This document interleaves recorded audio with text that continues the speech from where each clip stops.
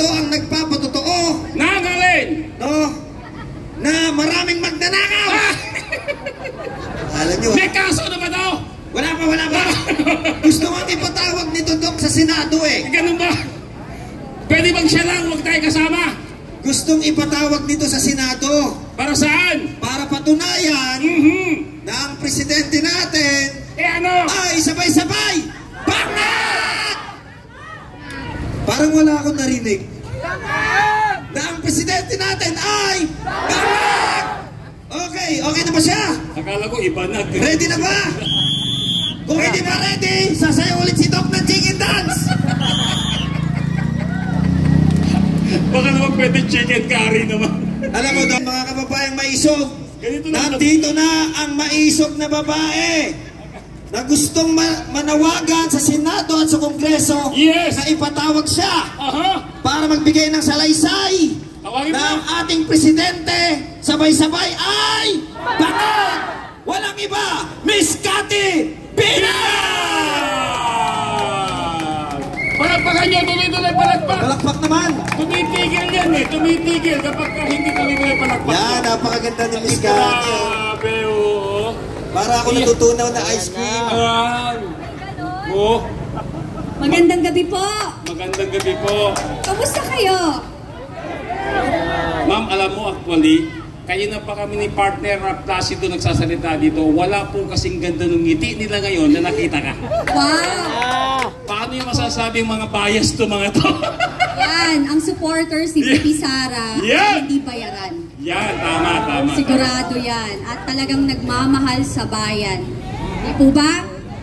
Maraming salamat po sa pagdating dito. Nandito po ako para suportahan si Bibi Sara at si Attorney Lopez dahil ako po ay isang babae din na naging biktima ng bullying, harassment ng administrasyon.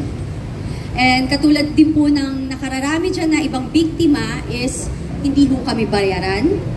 At nagsasalita ho kami dito, katulad ko, isa ho ako doon, na sinalang ko ang aking buhay at buhay ng aking pamilya. Naway, magpatuloy po tayong sumuporta kasi karapatan po natin na ipaglaban ang ating karapatang pangtao. At ako po, ang hinihiling ko lang din po sa inyong lahat is huwag niyo hulang ding lahatin ang kapulisan at kasundaluhan na masama silang lahat. Hindi po. Kasi marami rin po akong kaibigang taga doon at may mga kamag-anak din po akong taga doon. Kaya alam, may ano tayo, first hand na kaalaman. At ako po, katulad nyo, ako'y bilib na bilib po sa katsagaan nyo.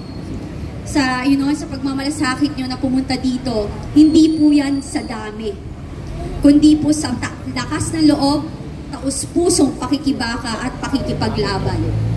Kasi kapag taus-puso po ang ating intensyon, tayo po ay magwawagi, lalo na po kapag ang Diyos ang ating gabay. Yes. Yun po. So, tayo po, patuloy po tayong lumaban sa ating karapatan dahil tayo po ang nagpapasweldo sa kanila. Ang House of Representatives is House of the People. Ang taxes po natin ang nagbabayad sa kanila. Wala po ditong kung sino yung mas mataas, kung sino yung nakaposisyon, hindi po ganun. Dito po, dapat po ang loyalty nila is pro-people. Dapat po ang kanilang katapatan is para sa bayan, hindi po para sa kanilang mga pansariling bulsa. So, ako po, maraming salamat po sa inyong lahat ulit at magpatuloy po tayong lumaban. Lumaban sa tama at wag po tayo mawalan ng lakas ng loob. Magpatuloy kasi alam ko po, mananalo tayo. Yeah! Magandang gabi and mahal ko po kayo and alam ko mahal natin ang isa't isa. God bless everybody. Ang ganda ng ngiti nila nung sinabi mo mahal mo sila. I love you guys. Thank you, ang sisipag Nay. Alam mo, ang nanay, yan talaga ang what do you call this? Ang ilaw ng tahanan. Oh, yung mga lalaki naman, ma'am. Ang lalaki. Tagapunti ng ilaw ng tahanan. Ang lalaki ang pundasyon. Pundasyon. Gumagawa ng tahanan. Pero ang nag-maintain ang mga nanay. Tama. Pero ma'am, parang sa Senate, sa Congress, yung tagapundi yata ang ilaw ng Ay, kasi may kilay na makapal. Alam mo na. Joke. May kilay na rin sila. Alam niyo yun. So maraming salamat po at babalik po ako ulit. Tama. Actually, may sakit ako kaya nalita ko. Ano? Isang tanong, Miss Kate. Sige, go. Ayan, Miss Kate, una. Mike. Sige, sabihin mo sa akin, sasabihin ko sa kanya. Ikaw na lang. Ayan, Miss Kate, una sa lahat, maraming salamat at nagpaunlak ka po rito ngayon. At sa amin po, in behalf sa mga kasama natin mga vloggers dito lahat, no? Ano po ang inyong bakit po kayo na pumunta rito? Bakit po kayo lumabas? Despite na mukhang wala naman po kayong problema sa buhay. Again, ako ang iniisip ko na lang kasi 'di ba sinabi ko naman to sa aking mga interview na trigger ako because I also like especially now nakita ko si Attorney Lopez na yung trauma, yung kanyang yung trauma na binigay sa kanya ng pambubuli, panghaharas kasi wala naman siyang ginagawang masama rather than ginagawa lang niya ng tama ang kanyang trabaho and dahil hindi nila makuha yung kanilang gustong sagot, ang House of Representative is harassing her and forcing her to say something na hindi naman kailangan or hindi niya talaga alam, you know. So ako, na-trigger, naalala ko ulit yung ginawa nila sa akin, na babae ako, mayaman sila, powerful sila, still, nag-iisa akong babae, may anak ako, 5 anak ko, 4 ang babae kong anak, wala silang pakialam sa akin na saktan ako, ibuli ako, iharas ako, kunin yung mga properties ko and everything. Hindi ho ito paghihigante. Pero kailangan kong ikwento yung story ko for people to know na hindi ho ito ngayon lang. Sanay ho silang mangganito. Kung ako ho, ginanito nila, paano pa po kayo? Wala po silang pakialam kahit sa atin. Ako, nakasama ko sila for 10 years. They don't care. Yung ginawa nila kay VP Sara, walang utang na loob. Diba? Yung po, walang utang na loob, walang malasakit. Ang malasakit nila, ano yung makukuha nila? Makukuha nila sa kaba ng bayan. Yun. Duterte! Duterte! Duterte! Duterte! Yun po. Okay na? Hi? Okay. Okay na? Tanong na? Ayan. Okay na. Hindi kasi magtatanong sana tapos hindi, tapos magtatanong sana kasi po may starstruck sa inyo. Magandang gabi, Biskate Binag, Bisdak Pilipinas. Hello, may utang pa ako sa iyong interview. Ano? Nag-echo. Nag-echo lang. Biskate Binag. Ano po ang inyong mensahe? Lapit ka. Ano po ang inyong mensahe sa lahat ng mga kababaihan sa ating bansa para ma-inspired po sila na sumama po sa ating pagkikibaka?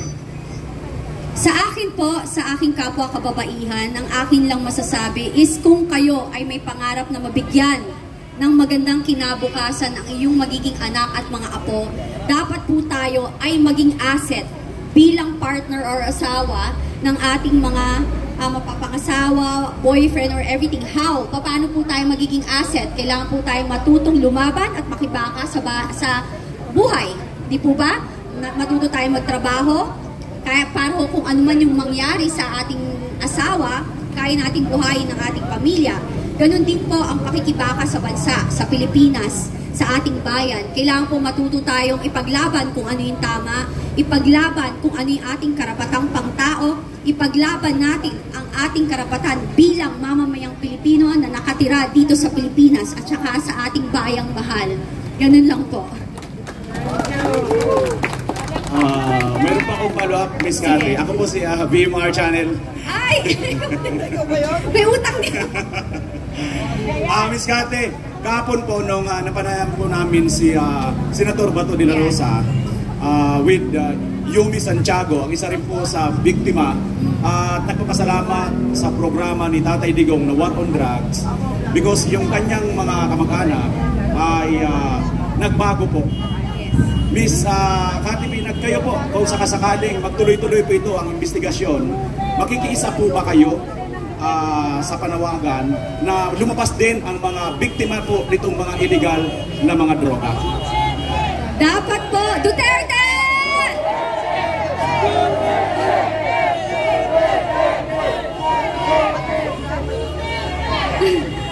Nakakatuwa.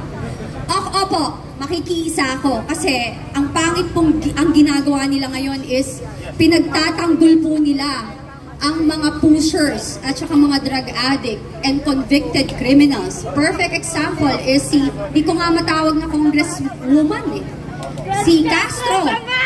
Diba?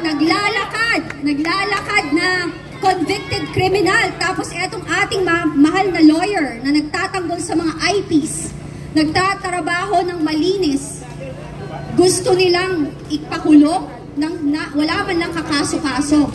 Anong ibig sabihin nun, di ba? It's a sign of bullying and harassment. At siya ay isang babae ang nakakatawa. Ikaw, Castro, kapal ng mukha mo, dapat nakakulong ka. Kapal ng mukha mo. Kapal ng mukha.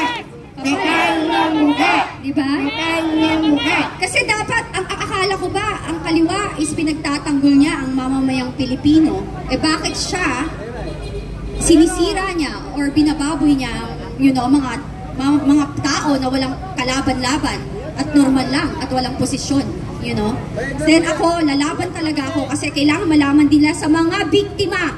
Ako naman, naniniwala ako na mga pushers and addict pwedeng magbago. Pero choice nila. Kapag nanatili silang pushers and addict at namerwisyo sila sa lipunan, di ba? Kaya maraming namatay, na-rape ng addict, pusher, na, maraming pinagbentahan ng droga, kaya kumalat ang addict. Alam ko mahirap ang buhay, pero choice po natin, pumili ng magkaroon ng trabaho na matino at maayos. Miss Cathy, kasi sa group chat natin sa Die Hard nandoon ka. Nagtataka ako, kasi nasa mga ilang Zoom meeting kami with Cathy Binag. Nagtataka ako, bakit nakafocus kay Duterte, kay Ma'am, kay Attorney Lopez, yung issue? Hinahamon ko kayo, mga congressman, bakit hindi si Cathy Binag ang tawagin ninyo? Nang ilalabas ni Cathy Binag ang USB na hawak niya. Yes! Dapat yun ang tanong. Kasi kilala ko si Martin. Kaya nga kinagulat ko yung kanyang pagbabago. Alam niyo ho, eto, ang pagkakakilala ko kay Martin, ang bait. Wala na now. Nagbago lahat. Nalulungkot ako. Kasi, alam nyo, ayan, yung mga kongresista dyan, sinira na nila ang future ng kanilang anak. Hindi lang sila, yung future ng kanilang anak. Dadalhin ng kanilang anak yung ginagawa nila ngayon. Kala nila okay sila ngayon. Ilang taon lang ba tayo nabubuhay? Bukas makalawa, hindi nga natin alam di ba? So, yung protection nila is habang nakaposisyon sila. Hanggang kailan yan? Di po ba? And lahat sa politics, sa politika, lahat ho ay temporary lamang. Wala hong permanente. And sa ginawa nila, sinira nila yung kanilang pagkatao. Dapat naway, lalo yung matatanda dyan. Huwag na tayo magpaka-plastic dito. Alam nyo, total, si Abante ginagamit niya ang Panginoon. Nakikita ng Diyos lahat kung ano ang katotohanan. Yung nangyayari yung masasama ngayon, sa totoo lang, kagustuhan mo ni Lord to. Para po makita talaga natin kung ano yung totoong nangyayari sa ating bansa. Mataas na bilihin, bagyo, yung flood control projects. Alam mo, eto pa, kine-question nila ang confidential fund. Lahat ng politician ay, nagtatrabaho sa gobyerno, ay may confidential fund. So ang hamon ko, sa Quadcom, buksan natin ang libro ng lahat. Lahat na may confidential fund, buksan natin. Kung kine-question nyo ang confidential fund ni BP Sara, you want to be fair and square? Maging transparent tayo. Ilantad natin lahat kung wala kayong tinatago. Yun lang po. Miss Cathy Binag, follow-up question lang po. Balikan lang ho natin yung issue sa drugs. tungkol po kay Bongbong Marcos. Kung ipatawag po ba kayo sa Quadcom, haharap po ba kayo upang isalaysay po ninyo yung personal encounter po ninyo kay Bongbong Marcos na gumagamit po ng ipinagbabawal na gamot? Haharap ako, pero hindi ako pipirma ng, what do you call that? Waiver. You know why? Because I know for a fact na yan ang gusto nilang mangyari. Makokontempt ka, bababoy. Hindi ako takot sa baboyan, nababoy ako for 10 years po. Pero lalaban ako ng harapan. Pag sinigawan ako, sabihin ko, wala kayong karapatang sigawan ako. Wala kayong karapatang sigawan ako. Hindi ako pumunta dito para bastusin niyo. Yan ang maisog! Diba? Yun po yun. Kasi nasira ang Kongreso sa ginagawa nila. Hindi naman ho lahat ng kongresista. Nandyan nga po si Congressman Marcoleta, diba? Nagsusupport nga, nagagalit sa ginagawa nila. Pero, ang akin, ang hamon ko sa mga kongresista, tumayo po kayo.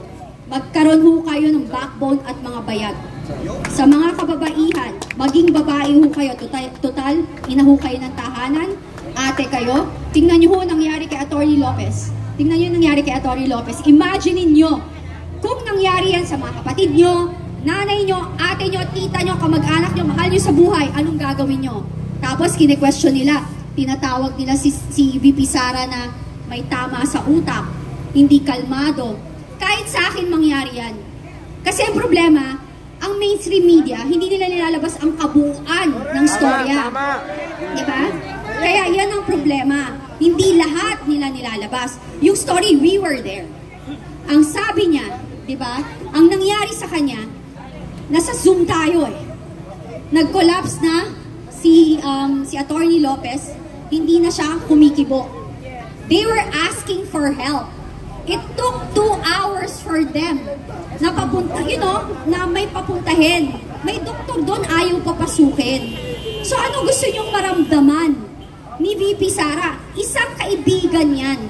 Hindi lang basta kaibigan, matagal niyang kaibigan at empleyado niya. Yan ang leader. May malasakit sa kapwa. May gagawin ba nila yan?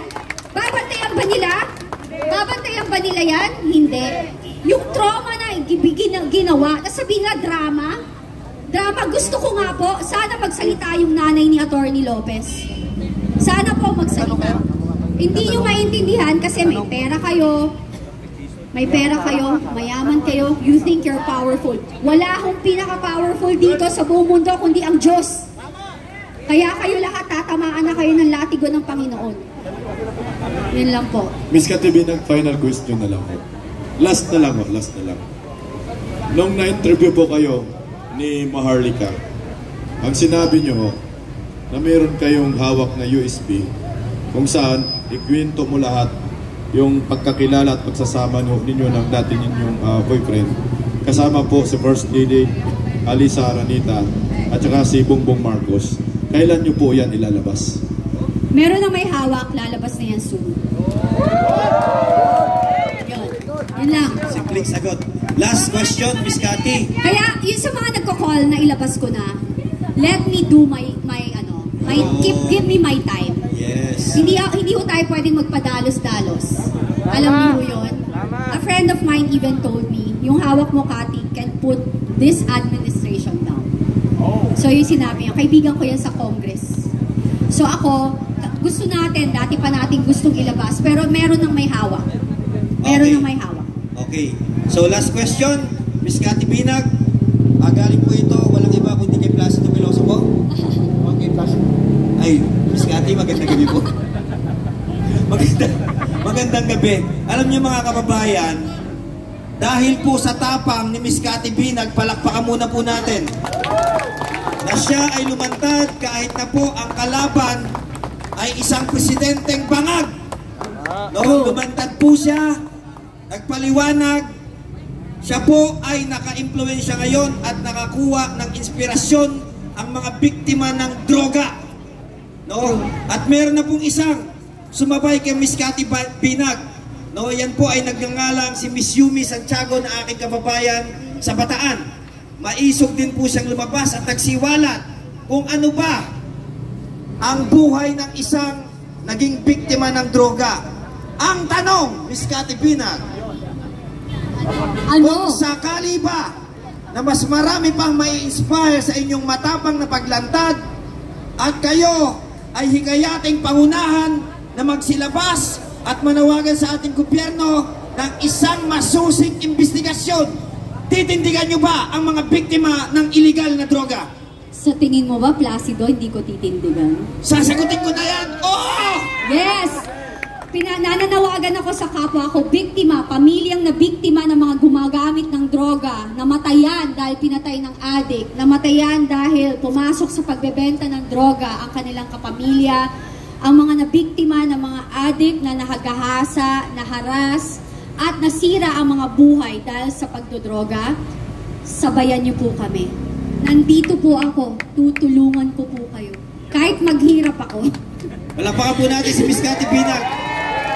Kaya Miss Yumi Santiago, kami po ay nananawagan, may partner na po tayo, kay J.M. Morales, nandito na po ang mga gagawa ngayon ng panibagong hearing pagdinig sa Senado at Kongreso. Palakpakan po natin, anti-illegal drugs, pro-war on drugs, Miss Cathy Binag. Palakpakan po natin. Maganda po ang ginawa ni President Duterte na paglalaban. Thank you po, I love you also, I love you, I love you. Ay, from Canada. Wow! Thank you so much. Yan. Maganda po ang ginawa ni President Duterte sa war on drugs. And again, sabi ko, hindi ko tinatanggal yung kasabihan or yung paniniwala na ang tao ay may pagbabago.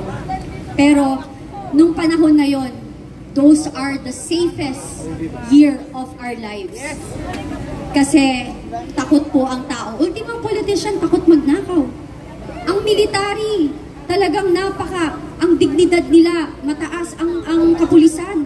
Binigyan niya ng integrity, nilabas niya kasi for the longest time, nababoy ang kapulisan tsaka sundalo. And you know, there's a lot of, marami po tayong pulis at sundalo na matitino. And talagang inayos niya. And kaya ako, you know, sometimes bakit kung pinagtatanggol yung pulis at sundalo? Kasi ako naniniwala, hindi lahat. Ginagawa lang nila yung trabaho lang. Pero, pag dumating ang panahon na kinailangan talaga nilang lumaban para sa atin, they will do it. I believe in that. Kasi ano nila yan? Yan ang kailang sinumpaan. Tungkulin. Ganun po sila. Maniwala po kayo. Magbigay lang po kayo ng konting pasensya sa kanila. Kasi, you know, ang hirap din po ng kanilang kalagayan. Pero, sa patuloy nating pagdadasal at paniniwala sa Panginoon na ang kasamaan na hindi mananalo sa kabutihan, tayo po ay mananalo. Di po ba? Yun lang po. God bless everyone and good night. Cathy Binag, nasa tribuna po nila. Thank you sa suporta po. God bless, guys. Okay, publicly announced anytime. Lahat, baka ilang minuto lang mula ngayon, we try to reach out. Sinusubukan namin i-contact ang ating mahal na Bibi Inday Sara upang marinig nyo ang kanyang mensahe. Alright! Maraming salamat po kay